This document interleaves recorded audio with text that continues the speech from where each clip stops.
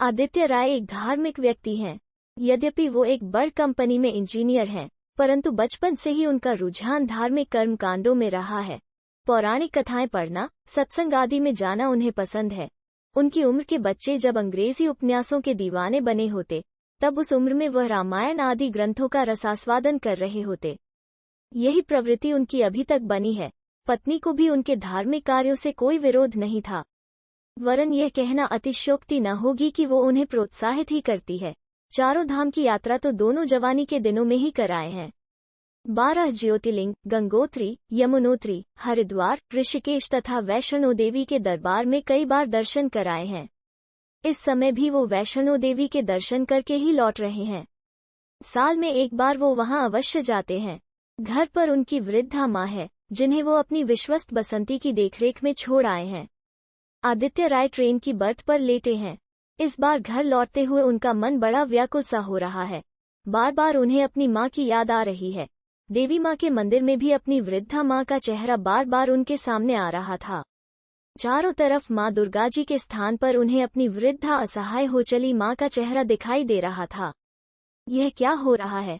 वो बार बार अपनी आंखें मलमल कर देखते, पर माँ का चेहरा सामने से हटता ही न था। पत्नी से भी वो अपने मन की दुविधा नहीं बता पा रहे हैं। आदित्य राय ट्रेन की बर्थ पर लेटे अवश्य हैं, पर न तो उनकी आंखों में नींद है, न दिल में चैन। वो अपनी तीर्थयात्राओं का विश्लेषण करते करते अतीत में खोते जा रहे हैं। उन्हें अपना अतीत चलचित्र की तरह स्पष्ट दिखाई पड़ रहा है।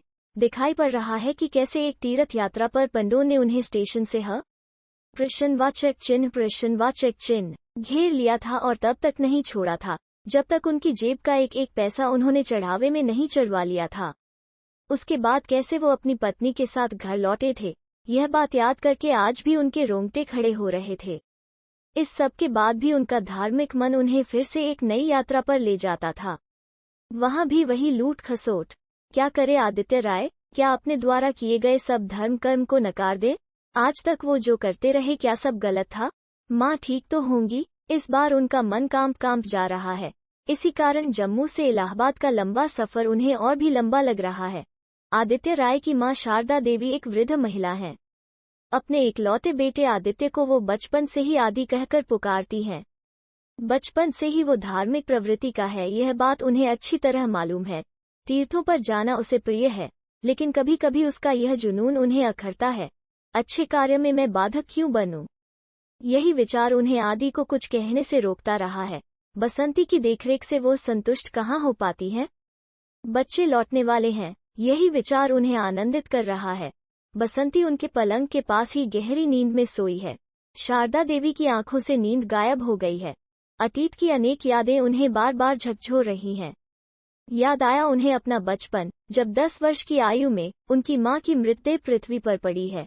याद आई पिता की दूसरी पत्नी, जिन्होंने पहले ही परिचय में उन्हें अपनी गोद से धकेल दिया था।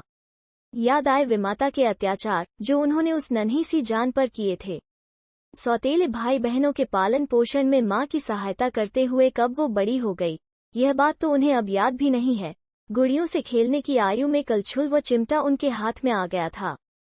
अपनी यूनिफॉर्म के स्थान पर भाई बहनों की यूनिफॉर्म धोना व प्रेस करना उनका नित्य का कार्य था।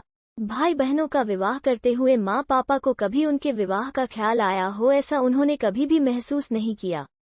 कभी कभी पापा अवश्य कहते थे कि अपनी शारदा का विवाह पहले कर देते तो। माँ आग्नेय दृष्टि से पापा को देखकर कहती, इस अनपढ़ गंवार को कौन पसंद करेगा? जब इसके योग्य कोई मिलेगा तब इसे भी पार लगा देंगे। जब मुझ अनपढ़ गंवार के लिए आदि के विधुर 2 बच्चों के पिता का रिश्ता आया, तो पापा ने बिना आगा पीछा सोचे तुरंत ही विवाह करके गंगा नहा लिया। माँ को अवश्य ही मुफ्त की नौकरानी खोने का दुख था, परंतु इस बार वो भी चुप ही रहीं। अपने पति की पूर्व पत्नी के अनदेखे बच्चों को अपनाने व माँ का प्यार देने का संकल्प लेकर 25 वर्षीय शारदा देवी ने ससुराल में पहला कदम रखा, जहाँ न सास थी न नंद जो आरती करके उनका गृह प्रवेश कराती। वहाँ थे तो 2 छोटे छोटे बच्चे जो कौतूहल से उन्हें निहार रहे थे। 10 वर्षीय बेटी व 12 वर्षीय बेटे को देखकर उन्हें अपना बचपन याद आया, जो उनकी आंखें नम कर गया। दोनों बच्चों को उन्होंने सीने से लगा लिया। बेटी राधा तो उनके सीने से चिपक गई, लेकिन बेटा राहुल कुछ दूर खड़ा रहा। राहुल ने जो दूरी उस दिन बनाई थी वो दूरी उसने हमेशा बनाए रखी। राधा हमेशा ही उनके करीब रही। उसने कभी भी किसी से नहीं कहा कि यह मेरी जन्मदात्री नहीं है। पति शिवकुमार शारदाजी से 20 वर्ष बड़े थे, अतः विचारों का तालमेल कम ही था। बच्चों को माँ का प्यार मिले, इसीलिए उन्होंने पुनर्विवाह किया था। जब उन्हें लगने लगा कि वो उनकी कसौटी पर खरी उतरी हैं, तब वो बच्चों की तरफ से निश्चिंत होकर अपने व्यापार व दोस्तों को अधिक समय देने लगे। शारदाजी से तो उनका अंतरंग रिश्ता बन ही नहीं पाया। आदि के जन्म पर भी उन्हें विशेष प्रसन्नता हुई हो ऐसा उन्होंने महसूस प्रश्नवाचक चिन्ह नहीं किया। समय बीतता गया। राधा डॉक्टर बनकर अपने डॉक्टर पति के साथ विदेश में जा बसी। राहुल भी अपने परिवार के साथ अलग घर लेकर रहने लगा। किशोर आदि, अधेड़ शारदाजी एवं वृद्ध चिड़चिड़े व बीमार शिवकुमार, बस यही 3 प्राणी बचे थे इस परिवार में। शारदाजी को पति की सेवा एवं घर गृहस्थी के कामों के बाद जो समय मिलता वो सत्संग आदि में जाकर व्यतीत करती। कक्षा 6-7 तक पढ़ी शारदाजी धार्मिक पुस्तकें पढ़कर अपना खाली समय बिताती। आदि भी उनकी परछाई बना उनके साथ साथ लगा रहता। वो माँ की भांति ही धार्मिक प्रवृत्ति का बनता चला गया। सिगरेट व शराब की बदबू ने उसे कभी भी अपने पिता के करीब नहीं जाने दिया। उस समय शारदाजी को अपने पुत्र की धार्मिक सोच पर गर्व ही होता था। उन्हें इस बात से प्रसन्नता होती कि उनका जवान होता हुआ बेटा बुरी लतों से बचा हुआ है, वरना अपने पिता के संग पैगा टकराने में भला उसे क्या देर लगती। आदि की गृहस्थी बसने से पहले ही उसके पिता स्वर्गवासी हो चुके थे। उस समय शारदाजी ने पुत्र की शिक्षा ही पूरी नहीं कराई, वरन एक कुलीन लड़की से उसका विवाह भी करवाया। यह सब करते करते वो खोखली हो चुकी थी। उनका स्वास्थ्य गिरता जा रहा था। उन्हें सेवा व इलाज की सख्त आवश्यकता थी।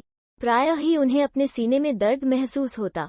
वो चाहती थी कि अपनी बीमारी के बारे में आदि को बताएं, डॉक्टर को दिखाने को कहें।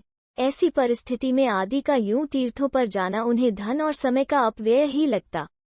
इस बार आदि के लौटने पर वे उससे स्पष्ट बात करना चाहती थी। वो चाहती थी कि आदि को अपने पास बुलाएं और बैठाकर समझाएं कि अति सर्वत्र विजेत, चाहे उसका उद्देश्य कितना ही अच्छा क्यों न हो। वो यह भी चाहती थी कि आदि से कहें कि अब कुछ धन का संचय करें, जिससे उसका भविष्य भी सुरक्षित हो। उनकी वृद्धावस्था पैसे की कर रही है। कभी कभी उन्हें बसंती पर बड़ी दया आती। उसकी बेटी की पढ़ाई बीच में छूट गई क्योंकि उसके पास फीस के पैसे नहीं थे। वो चाहती थी कि आदि से कहकर उसकी बेटी की पढ़ाई पुनः शुरू कराएं, वरना पैसे के अभाव में एक मेधावी लड़की गुमनामियों के अंधेरे में गुम हो जाएगी। पूरी रात वे ऐसे ही विचारों से घिरी जागती रहीं।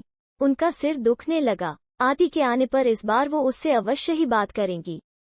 इस निश्चय के साथ उन्होंने सोने का प्रयास किया। इधर आदित्य राय का भी यही हाल था। वो रात भर जागते रहे व इलाहाबाद पहुंचने का बेसब्री से इंतजार करते रहे।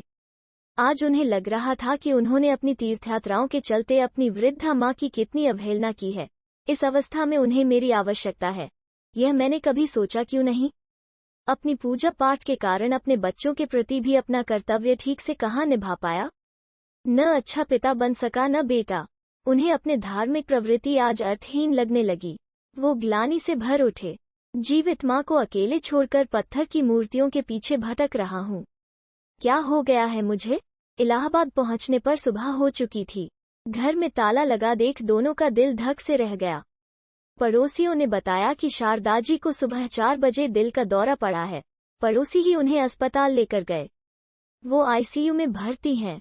अस्पताल पहुंचकर जब आदित्य ने मां की गंभीर स्थिति देखी तो उनके पैरों तले की जमीन खिसक गई। डॉक्टर ने बताया कि अत्यधिक तनाव के कारण दिल का दौरा पड़ा है। कब तक होश आएगा, यह भी डॉक्टर नहीं बता पा रहे थे। 3 दिन तक जब तक मां होश में नहीं आ गई, आदित्य राय मां का हाथ पकड़े बिना कुछ खाए पिए उनके पलंग से सटे बैठे रहे। पत्नी को उन्होंने घर भेज दिया। इन 3 दिनों में उन्होंने अपनी पूरी जिंदगी का मंथन कर ड मेरी माँ जिन्हें कभी प्यार नहीं मिला, जीवन के अंतिम दिनों में मुझसे बस थोड़े से प्यार व भावनात्मक संबल की आवश्यकता थी। वो ही मैं उन्हें नहीं दे पाया। कैसा बेटा हूँ मैं, यही ग्लानि बार बार उनकी आंखें नम किए दे रही थी। उन्हें इस बात का अत्यधिक अफसोस था कि वो इतनी सी बात क्यों नहीं समझ पाए कि जिस माँ ने उन्हें जन्म दिया है उनकी सेवा करना क्या किसी तीरथ से कम है। असली चारों धाम तो माँ के चरणों के नीचे है। वो यह भी कहाँ समझ पाए कि सच्चे मन से जहाँ भी ईश्वर का स्मरण किया जाए वही स्थान तीर्थ स्थान बन जाता है। अभी तक मैं भटक ही तो रहा था। खोने पाने का विश्लेषण करूं तो मैंने खोया ही अधिक है। माँ, मैं अपनी सब भूल सुधार लूंगा। लेकिन शारदा जी की तंद्रा तो टूट ही नहीं रही थी। क्या करे आदित्य राय? 3 दिन बाद शारदा जी ने आंखें खोली। उनकी सांसें सामान्य हो चली थी। मास्क उतार दिया गया था। डॉक्टर ने उन्हें खतरे से बाहर घोषित कर दिया था। आदित्य राय प्रसन्नता के कारण रो पड़े। शारदा जी ने बड़े प्यार से बेटे को निहारा। पश्चाताप की आग में जल रहे बेटे के सिर पर उन्होंने ममता का हाथ रख दिया। उस क्षण आदित्य राय को लगा मानो माँ ने उनके सारे अपराध क्षमा कर दिए हैं।